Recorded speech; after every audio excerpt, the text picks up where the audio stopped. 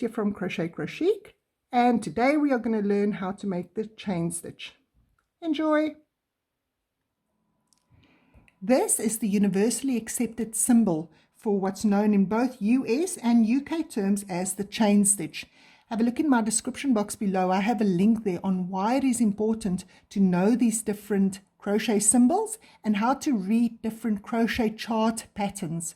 It crosses language barriers when you know these symbols, and so many more patterns come available to you when you're not limited to only written patterns or YouTube patterns.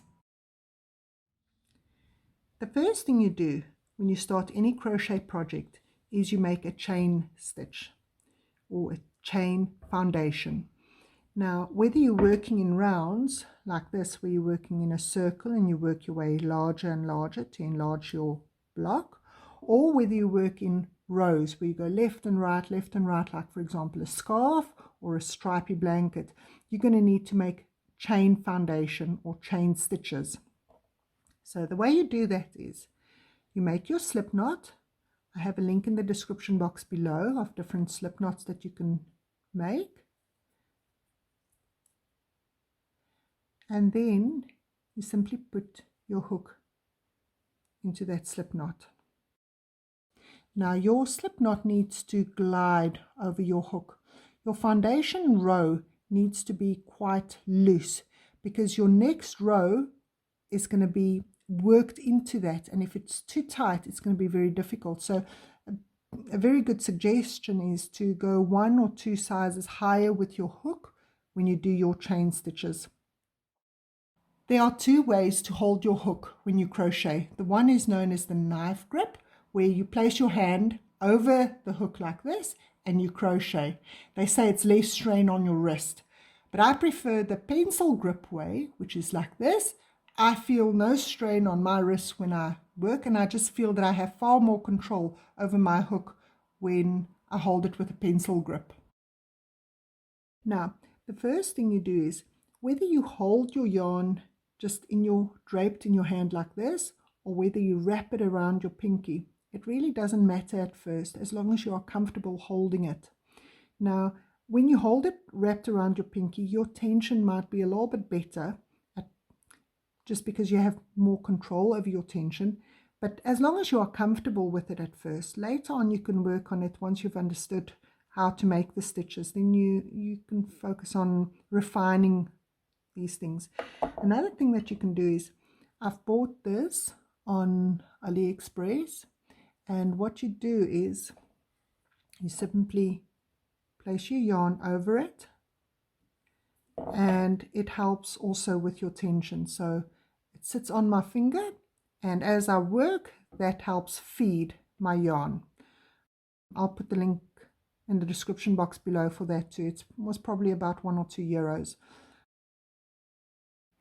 Now, what you're going to do is you're going to bring your yarn over from the back. Now see, what I do is I'm holding on to my tail end here. This is called my tail of my yarn. I pinch it between my fingers on my right hand just to keep it out of the way and keep more stability on my stitch that's on my hook. Then on the right hand side, I wrap my yarn over the throat of my hook. Now, if I just simply try and pull it through that stitch that's on my hook, it will not go through.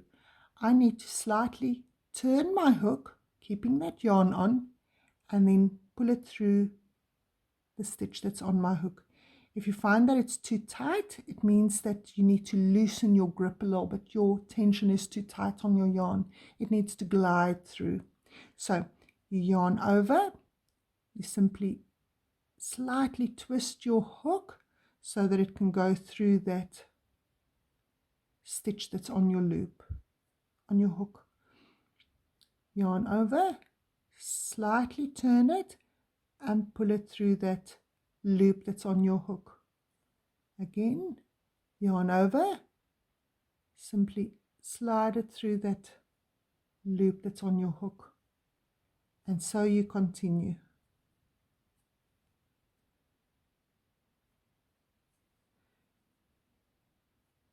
Keep on doing this until you're really comfortable with how to make a chain stitch.